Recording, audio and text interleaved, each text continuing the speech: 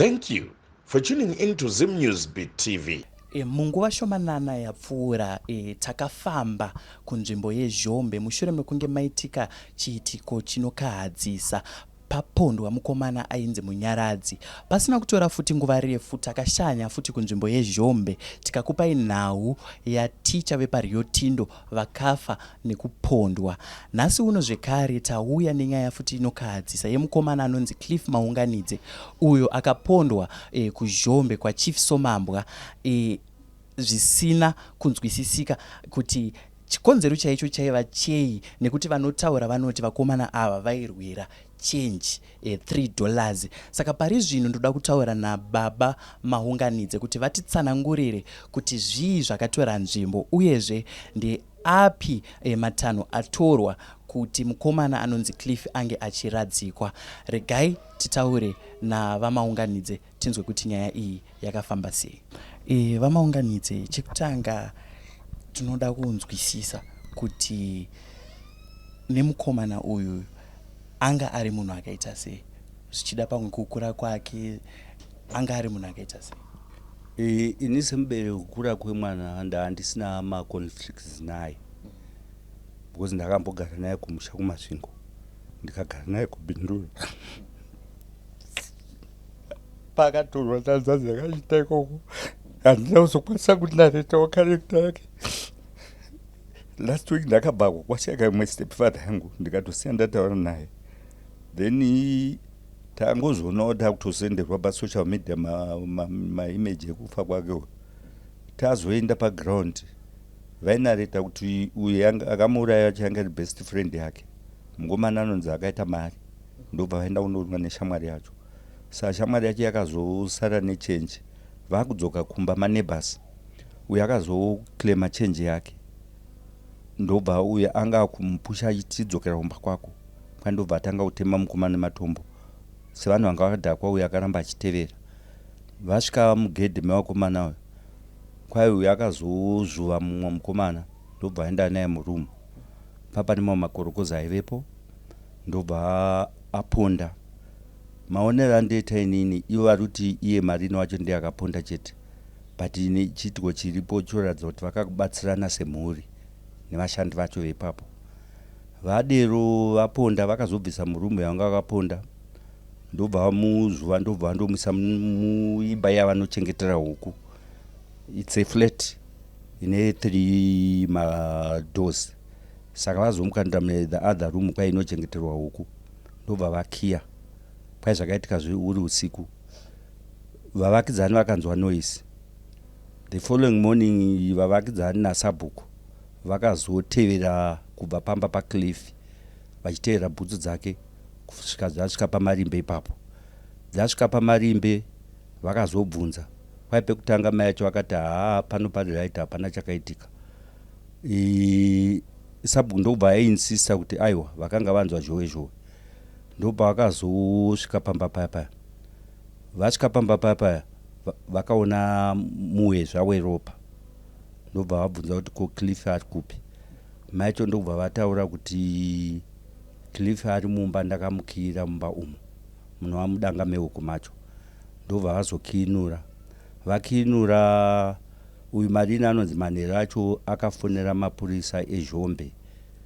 Ndobva vamuadvhaisa kuti asudurike pane vanhu because vanhu akasvika anogona kuurawa. Asi akarara pamba ipapo. Kuma9 makuseni ndobva akasvika vanhu vaibvunza, vakasvikowana vashandi vepamugodhi ipapo, kwai nemamwe madzimai anga auya vachitokondinya nebasa as if hapana chaitika. Vazovhurirwa vaona mutombi waCliff, vakazoferefeta kuti Marino wacho anga ari kupi. Anga ari a short distance from the village, angaenda panonzi paKomona.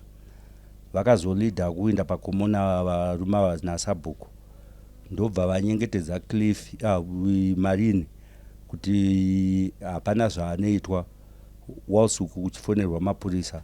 Saka vakanyengetedza Marine uyu kusvika vasvika mumaoko memapurisa. Marine ndobva asungwa kuenda paEmbrace police station. Mutumbo waCliff ndobva watakurwa kuenda kupolice station, ndobva wazotakurwa kuenda kumochari kuKwekwe. Isu ndobva vaenda kwaSabhuku where the next village anonzi Chuma ndobva andoziviswa because pane tine kaukama naye ndobva ta inuyu muzukuru wangu vabereki vacho havapo handina zvandokwanisa kuita ngatimirire vabereki vacho vadi vauye. Izvi zvakaitika musi wa26 musi wa27 on a Saturday isi ndobva tabva kubhindura ndobva taenda ikoko yakuya tasvika kumba kuya takanzwa kuti mai vaMarine nemwana wasikana waona tete vacho vanga vambouya but sabhuku akavadzora kaviri achitimirira vabereki vechi vemwana. Tazosvika vakazotuma sabhuku wavo Ndevele kuti auye. Ndevele uya vakauya ndobva ngoti ndauyawo tisiwe kwaMarime tinorombo kuti tisi takaponda mwana wenyu. Verbally like what I am saying. Ndobva taona kuti tisina pekutangira. Vana Chuma ndobva vamudza kuti handifungi kuti zvino chimiro kuti munongoya moripota kuti mashayiwa nzira yekuti titaurane naye. Ndobva pakurugwa dare rikati zvakanaka kuti kuya kuzoridza mhere yekuponda kwamakaita munhu tinoda $500. Ndobva vabvuma ndobva vaenda ndobva vadzoka vasina chunhu futi ndobva dare taiwa muramba muchiti mhura takuda $600. After 3 days ndobva vakazoya $600 ndobva vachiudzwa kuti no nyaya yenyu tainzwa but achikumbira kuti isusu nemhuri yekwaMarime yacho tisangane. Ndobva vati hazvigoni because mune ukasha makaurayirwa munhu. From there isi takaita maproceeding kuenda kwaChief Samambwa. Chief Samambwa ndobva vatiti zvinoti vakachamidzawo vakanzwawo nemakuhwa kuti ndo zvakaitika mudunhu mavo but vananya kuponda havana kudi havana kunge vaenda kundomusuma. Ivo ndobva vachinja dialogue vakazobvisa Ndevele ndobva vatuma umwe anonzi Chundura anova muzukuru wavo ndobva apinda mune nyaya idzi. Tapinda naChundura uya isi takazokomblena nenyaya yekuti tatakutokwanisa svondo tichizvitsvagira maresources chikafu and everything. Ndobva tamubvunza Chundura alright tarisa panapa pane more than 50 people vakaungana tatabva manje madifferent angles vamwe vakabva kumusha kumasvingo vamwe kumabasa as well as muridzi westand akabva kusouth anga atovepo. Ndobva vazounza $40 yavakati ndechikafu. Tikati ngatipindei munhaurirano isusu vakatipe list yekuti tisvike pakuviga mutumbi todei. Ndobva tavachaja kuti tatakodzera kuti tipinde dialogue todawo mari yematransport yevanhu vakafamba kubva kumanzvimbo dzavakasiyana vachisvika panapa nekudzokera nemari dzatakandoita maexpense kwamambo. Ndobva vati ngadzicalculatwe. Dzacalculatwa takaona to and fro nemomhomo yanga yapo paida almost 1600. Ndobva vati tiri kundouya nemari idzodzo asi tachikumbira kuti mutipe a full list yekuti chero mari dzikauya zvinotevera ndozvichi. Ndobva tabvunzawo scenario yekoko kuti zvinofamba sei. Ndobva vanhu ikoko vatiudza macontribution kuti mostly kunoku mawika atakaona macharges ationa achita kunoko panotongerwa kunzi munhu anenge achifanira kubhadhara mombe mbudzi chichi dare ranga rachiinvolva veikoko nesu. Pakaita come out with a figure of 70 heads of cattle ne 25 goats. Ndobva ati hapana chakaipa takudzokera kunhaurirano. The following day akauya netumhuru tuchangorumurwa tuviri netumbudzana 5 zvizvi zvimukono zvega zvega. Vakatouya usiku kuma8 tikati ngativatambirei. Ndobva tavatambira ndovati munotimirira futi the following day tiuya nemwe ng'ombe. Tiri on that process pane vanhu vakazobva kumaraini avo vachiti imagara pana muri kuvarayirwa. Vanhu vakatobvisa ropa remwana wenyu vakatouraya mbudzi saka ropa ramuchandoona nderechi nderembudzi. saka ndobva tamudza shamwari pushi yedu isi ndeyekuti toda kundoona pakafira mwana wedu. Madii kuti pazvinhu izvi tikwanise kuti tisvike panzvimbo. Ndobva ati ndiri kupusha ndiri kundotaura navo. Adzokera akandoti aiwa zvanzi tiri kugara dare tiri kumira hama dzedu dzimwe dzisvike. Ndobva vaita dare ravo. Akazouya neimwe ng'ombe 1 achiti atadza kutina ng'ombe 2 dzanga achifanira kutina. Saka auya neng'ombe 1 asiya futi dzimwe mbudzi 5. Ndobva taona kuti hakuna kwatinosvika nevana anga nezuro. Ndobva tasiya ma-representatives edu since papa ane dambudziko rechikafu. Vamwe ndokubva tati vadzokere. Manheru ane zuro vakazoenda kwachief Samambwa. Ndobva chief Samambwa auya mumusha Machuma. Ndobva asanganisa vekwaMarimbe nemhuri yekwamaunganidze. Ndobva ati nyaya iri panapa ndeyekuti mutongo kunoku munosungirwa kuti mupuwe ng'ombe 15 nembudzi 15. Mwana wacho todeclare futi kuti anovigirwa kunwa, hazvigoni kuti aende kumasvingo nekuti afira mudunhu mangu. Saka chava chikamidzo kwandiri kuti isusu tiri makaranga, kana mwana wedu tamuregera avigwa kwana chief Samambwa, kana takuita chivanhu chedu toita sei? Saka ndazosvikawo kunoku pamba pehama dzangu azoti aiwa regai tikubatsirei timbotsvagawo kuti maybe zvikaenda kuruzhinji kwenyika tinogona kuwana yamuro kana kuti tongombunyikidzwa here totedzera zvinoda chief. Saka kwai chief akavapa zuva ranhasi, ramangwana ari kusanganisa mhuri yekwaMarimbe nemhuri yekwamaunganidze woita final verdict yake. Ndo matsvagiro atakuita. Mhuri yeZimbabwe ndinovimba muri kuona kudzamisa pfungwa kuri kuita baba tichitsanangura nyaya yemwana wavo. Rufu chinhu chisingajairike uye chinhu chinorwadza. Kungomuka mwana asingarwari wongonzwa kunzi mwana hakusisina. Regai ndirambe ndichitaura nababa tinyatsonzwa kuti Cliff uyu anga ari munhu akaita sei. Baba ndanzwa kuti mati anga ane makore 33. Anga ari mwana mumwe chete kana kuti anga ine vamwe mhuri? Ane mwana mumwe chete. Ndoreva kuti muchipa kumubereka anga ine vamwe revakoma vanin'ina? Vakoma anavo nevanin'ina anavo. Vana vemukoma wangu, but mukoma wangu zvanga akaita vana vake vane different mothers.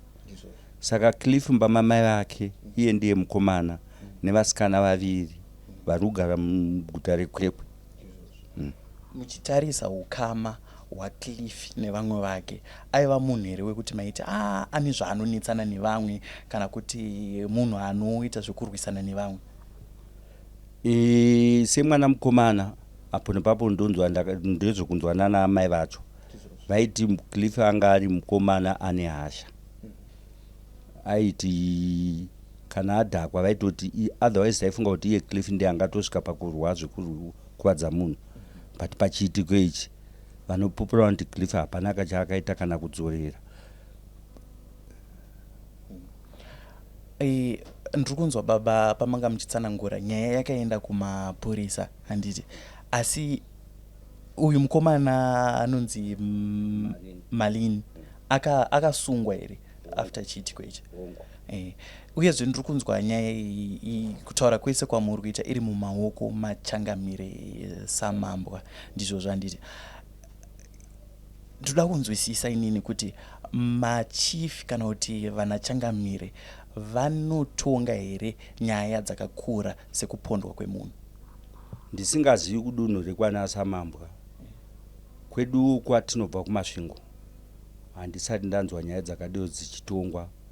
Ndiye ndichifunga kuti dzinofanira kuitwa nematare ehurumende, but apa maybe tradition yanawo yavo vana chief Samambwa hazvisi zvitsva zvekuti vanopedza vega.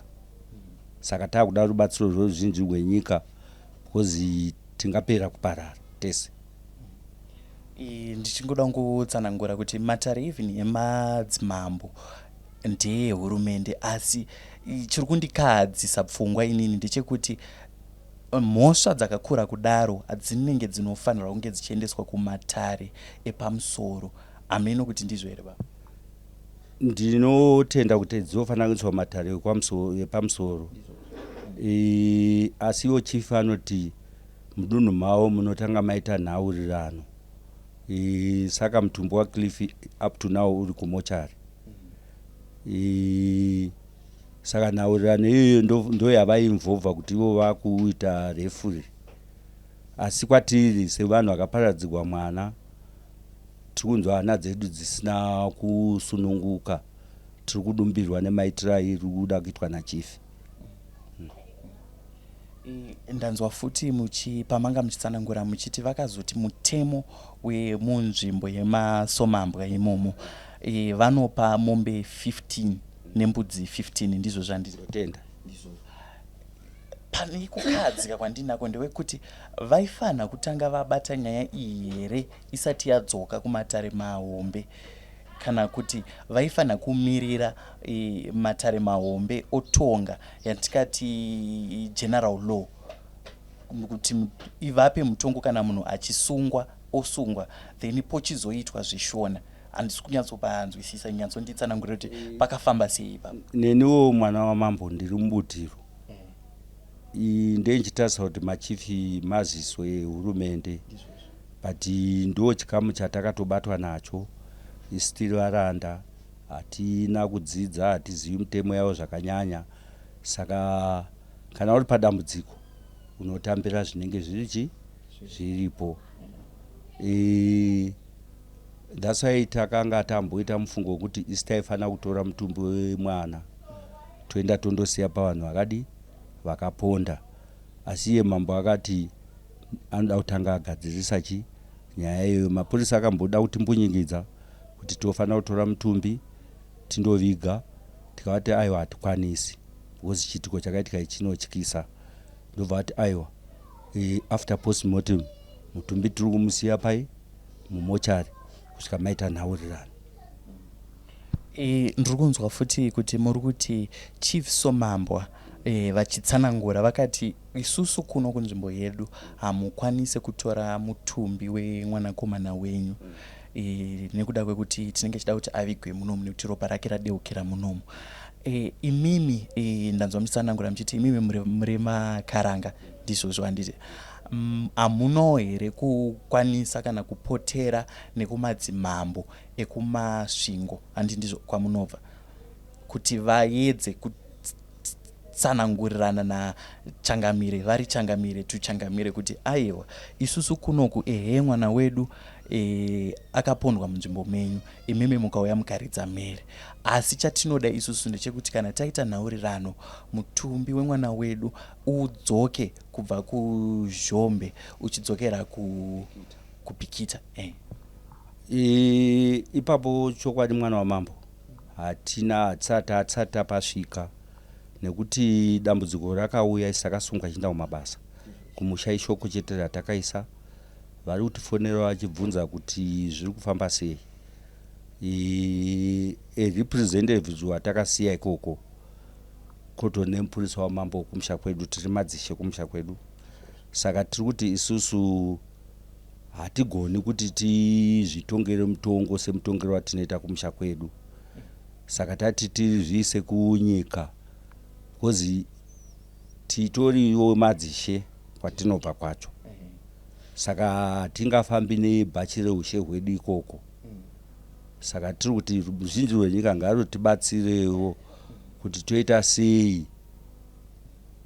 Ipapo ndiri kupanzwisisa. Pandiri kuda kuedza kusvika baba ndepekuti imimi sekutsanangura kwamakutoita kuti imimi vacho muri madzishe hamusi kushandisa bhachi renyu kuti muti mwana wedu ngaabva auya, asi ndiri kuedza kuti kuedza kuita nhaurirano muchiedza kutseketudza kuti musangane pakati.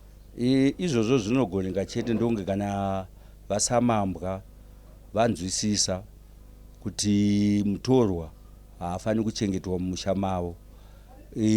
Tikabvumira chikamu ichocho isi togona kundosumukawo tichindosuma mambo okumusha kwedu ane nyembe dzacho kuti vagogona kutaura nasamambwa Saka asi taona kuti tisvike kumukombero kwenyaya isina kutekeshera, tinogona kuva taita mhosho kana kuzoti tizobatsirwa hatizokwanisi because tinenge tasvika paconclusion. Nokuti ndichitarisa kutsanangura kwamanga muchiita baba, ndiri kuona sekunge nyaya iyi iri pafast track, nokuti ndanzonge mati mapiwa mazuva 2. Totenda mazuva 2 ranezuro neranhasi.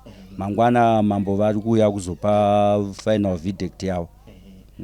Ndopandanga ndiri kuti ipapo hamuziwo futi here munenge maakunonoka kuti mimi mutauro nachangamire wekubhikita kuti changamire isusu tine mwana wedu akapondwa so hamukwanisi here kutaura nachangamire somambwa kuti havakwanisi here kutseketudza kuti mutumbi wemwana wedu sekuridza kwavaita mhere uchitakurwa zvawo uchidzoka kubhikita. Izvozvo tinozvigona mwana wamambo, asi tiri kuti tati kwasara marepresentatives, saka vari kubatawo isusu tiitawo midzi kuti titaurane. Tinogona kungotambira zviye zvataurana samambwa, but mutumbi hatiubati. Kana vachidaiwo chief samambwa nevanhu vavakaponda vanotorawo viga zvavo because maybe imbudzi yavo kana kuti mombe yavo.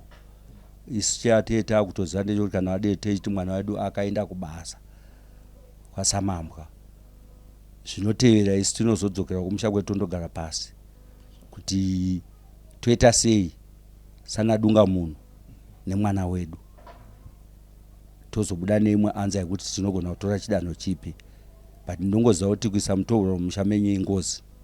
Izvozvo ndopandanga ndichazoda hangu kusvika kuti zvino haizoite here ngozi nekuti uyu mutorwa aakuvigwa mumusha musiri make nechikonzero chekuti aponderwa mumusha imomo. Ndo zvandiri kuti chief samambwa havana kudzikisa ndangariro dzavo. Devanga vakadzikisa ndangariro dzavo vakabvuma kuti ava vakabvuma kuti vanotora mutumbi wavo kusvika pakuvigwa handiti.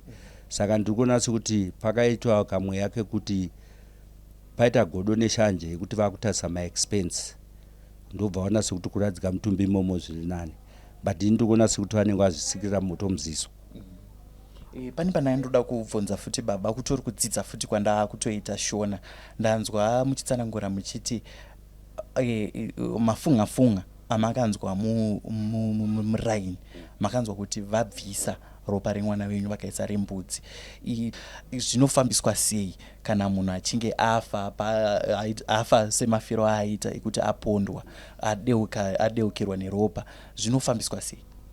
Ukaona munhu achinzi akaboorwa bhodhi yese, vakaboora musoro, vakabvisa mazino, vakatyora makumbo, vakatyora maoko, vakazobvisa ropa racho. Pavakaitiwa vachibvunzwa nenyaya yeropa rimwe ranga rakaiswa mupaketi, vari kuti rakamwiwa nehanga dzavo. Saka nemastatement atinawo tiri pane ushereketwa huri kuitwa nevanhu pamusana pemwana. Ndachida futi kubvunza kuti makambovabvunza here chikonzero chekuti paitwa mhosva ivo vanotora mutumbi vouvharira muimba inochengeterwa huku. Mhosva dzakadai so ndinovimba kuti chinhu chekutanga munhu uchiona kuti paitika mhosva yakadai so kuenda uchinoripota kumapurisa kuti tasangana nedambudziko rakadai, pane munhu apondwa so but ivo vakatora mutumbi kwakuuvharira muimba inochengetwa huku. Vakakuudza here chikonzero chakaita kuti vatore mutumbi vachiukira muimba inochengetwa huku kusvikira vanhu vazoita zvekutotsvaga vachiita kuronda matsimba aCliff? Vanhu ava isusu pachedu hatina kukwanisa kusangana navo. Pesi patapedza dzinenge dzadza kutokwanisa vhiki 2 tiriko. Kusanganirwa nevariko kwakasara marepresentative vakazosangana navo nezuro. Ava vamirirwa nachief samambwa. Chief samambwa vakatosiya muzinda wavo vakauya kwaChuma kunova ndokwatakandopoterao isusu because kwakawanikwa amai vedu kumusha stepfather vedu. Saka chief vakazouya ipapo ndopavakaita zvavakataura zvokuti ndo mafambisirwo azvinofanira kuita. Iro ramangwana racho chief vacho futi havasi kutongera nyaya pamuzinda pavo, vari kuuya paChuma ipapo, ndo pari kunzi panozouya kuzoitwa nhaurirano. Ini pachangu dunga munhu vanhu vekwaMarimbe ndiri kutoona pamufananidzo handivazivi. Vaienda ivo vamwe vanopfekera maraini nevava vaingodzoka mainformation anorwadza, because kwai kunotori neumwe munhu wokama hwavo anonzi Mberengwa ari kuti anga atoinda kuti aite abhadhare bail ne50,000 akazorambirwa, but tiri kuti zvatinoda hazviwethi 50,000. Saka tiri kuti dambudziko riripo maybe nderekudhererwa nekumhurwa. Saka tiri kutongochema kuruzhinji kuti chara chimwe hachitswa nyinda, tinodawo maidhia evamwe kuti tione kuti tingabuda munyatwa yatiri here iyi. Vanhu vanoti shamwari neshamwari vakapondana mumusha mavo, ivo varipo vakatarisa. Ndo pataifunga kuti tikasangana semhuri taigona kutaurana tonzwanana, tosvika pakuti mushakabva anosvika pakuzorodzwa mutumbi wake. But pachipo chesvondo mbiri dzakwana hatina kusangana kusvika tabvisa vamwe vanhu, kwasara vamiri vatatu vatakasiya marepresentatives. Saka tiri kuti handizivi kuti kuruzhinji kwenyika taifanira kubatsirika sei kana usi taifanira kuyanana navo sei. Tiri ipapo baba, nhasi uno mauya kuruzhinji rweZimbabwe, rubatsiro rwamuri kutsvaga rubatsiro rwakaita sei? Rubatsiro rwatiri kutsvaga nderwekuti Cliff kwatiri anga akatikoshera, zvichida aigona kuzongova umwe munhu andoverengeka munyika, but nekuda kwavo vaparadza rudzi rwaCliff, hatichafa takazoita chero tikazvara vamwe vana vanosvika 1000 hatichaona Cliff. Kana mwana waCliff nemukadzi wake havachaona rudo rwababa nemurume wavo. Saka isi tinorwadziwa. Saka takatati pachivanhu chedu traditional, munhu kubvisa chipfuwo kunonyaradza mhuri yavafirwa. Saka takatauranazve kuti ngatiri pane zvipfuwo togona kuradzika mushakabvu. Kana pakazoita zvokuti iye mushakabvu wacho aitawo kuti haana kugutsikana nezvabviswa anopfuka, tinenge tamhuri dzinokwanisa kubatsirana nekuti ivo vanenge vaitawo zvinooneka. Mamiriro azviri kuita kana tikambunyikidzwa, kana mushakabvu akapfuka anogona kungovatsvaira kusvika vapera. Hatina yanano yatogona kuzotaurirana navo futi. Dei vanhu veZimbabwe tabatana taita mwoyo umwe chete, Mwari wenyasha abvisa umondi neukororo mukati mehana dzedu. Mhuri yeZimbabwe vandanga ndichitaura navo ndivamaunganidze baba vaCliff, mukomana akashaya muburikidza nekunge apondwa nemumwe wake anonzi Malini nekuda kwekuti vakanga vachinetserana change. Vari kuchema kwamuri mhuri yeZimbabwe kuti nyaya iyi hatisi kuona kunge iri kufamba zvakanaka, kunyange zvazvo yapinda mudare ramambo somambwa. Vari kuchema kwamuri kuti tibatsireiwo nemazano kuti nyaya iyi ingafambiswa sei, nekuti mutumbi wemukomana anonzi Cliff uri kunzi unofanira kuvigwa kunzvimbo yeZhombe. Ivo vari kuti isusu tanga tiri kuona kuti dai mutumbi wauya tauradzika pachivanhu chedu semakaranga kumasvingo. Iko zvino ndoda kukusiyai. Zita rangu ndinoitwa Frank Wesere, ndichikutendai nekufollowa nekulike nekusubscribe maprograms ese anobuda paZim News Beat TV, ndichiti chisarai.